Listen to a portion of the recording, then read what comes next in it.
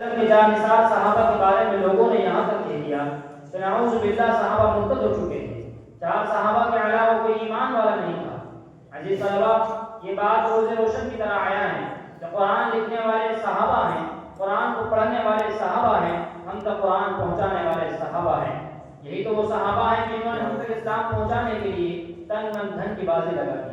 لہٰذا میں اپنے صحابہ کے عنوان پر تقریر پیش کرنے کے لیے دعوت دیتا ہوں محمد ذکی محمد پور کو کہ موصوف تشریف لائیں اور عظمت صحابہ کے عنوان پر اپنی تقریر پیش کریں۔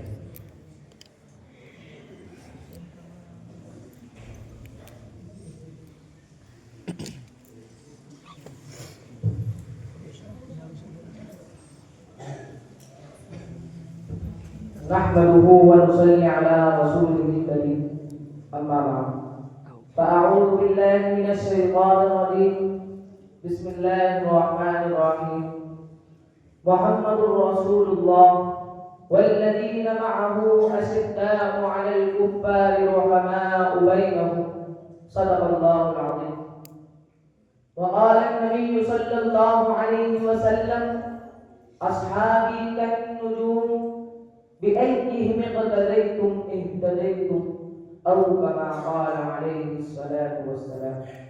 محترم اساتذہ کرام اور میرے مدرسہ احیاء العلوم کے چہکتے مہکتے بھائیوں اور دوستوں اور باہر سے تشریف لائے ہوئے مہمان اعزاز، السلام علیکم ورحمۃ اللہ وبرکاتہ۔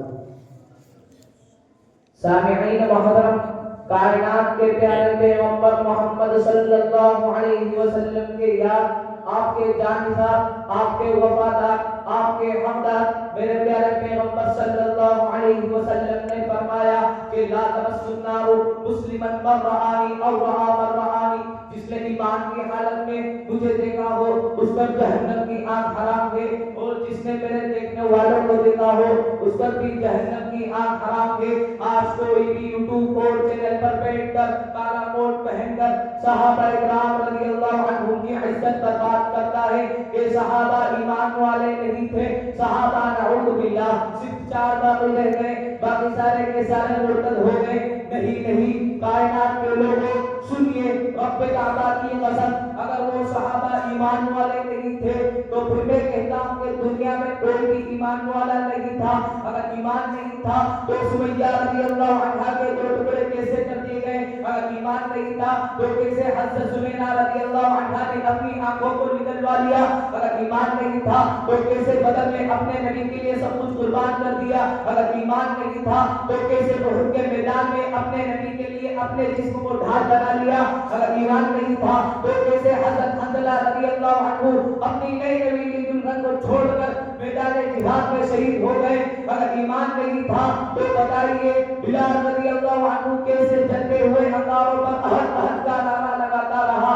اگر ایمان نہیں تھا تو کیسے انہوں نے اپنے بچوں کو یتیم کروایا؟ اگر ایمان نہیں تھا تو کیسے اپنی بیویوں کو بیوہ کروایا؟ اگر ایمان نہیں تھا تو پھر کس انداز کے ساتھ اپنے نبی کی عزت پر سب کچھ قربان کر دیا؟ بلکہ وہ جو بزبان حال کہتے ہیں فنا فی اللہ عقیدے میں بقا کا راز مزبر ہے، فنا فی اللہ عقیدے میں بقا کا راز مزبر ہے، جسے مرنا نہیں آتا اسے جینا نہیں آتا۔ نہیں، اگر وہ ایمان والے نہیں تھے تو دنیا میں کوئی بھی ایمان والا نہیں رہا۔ رب کعبہ کی قسم، وہ تاریخ کی بات کرتا ہے کہ تاریخ میں یوں آیا، تاریخ میں فلاں صاحب نے یوں کہا، تاریخ میں فلاں صاحب نے یوں کہا۔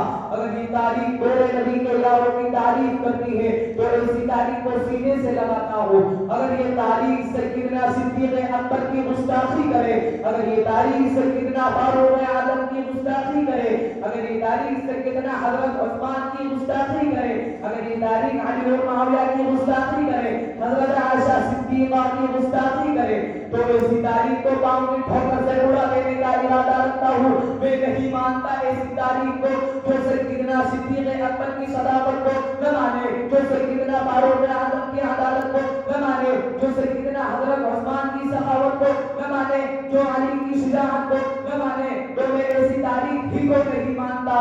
کائنات کا پروردگار میرے نبی کے یاروں کی تعریف کرتا ہے، اور لوگوں قرآن کریم کی ایک آیت میں نہیں، 2 آیت میں نہیں، 3 آیت میں نہیں، 750 کی ہے. میرے پیارے پروردگار نے میرے نبی کے یار کے بارے میں کہا اولئک هم المفلحون صحابہ, اولئک هم الراشدون صحابہ, اولئک هم المؤمنون صحابہ, التائبون صحابہ, العابدون صحابہ, الراكعون صحابہ, الساجدون صحابہ, الآمرون بالمعروف صحابہ, والناهون عن المنکر صحابہ. میرے نبی کے یار صحابہ, میرے نبی کے جانثار صحابہ, میرے نبی کے وفادار صحابہ, قرآن کو لکھنے والے صحابہ, قرآن کو پڑھنے والے صحابہ, قرآن کو ہم تک پہنچانے والے صحابہ. ہاں یہی تو صحابہ ہے جنہوں نے مسلمہ کذاب کو واسطے جہنم کیا. یہی تو صحابہ ہے جنہوں نے کسرا و کسرا کے محلات کو منہدم کیا. یہی تو صحابہ ہے جنہوں نے اسلام کو ہم تک پہنچایا. یہی تو صحابہ ہے جنہوں نے اسود انسی کو واسطے جہنم کیا.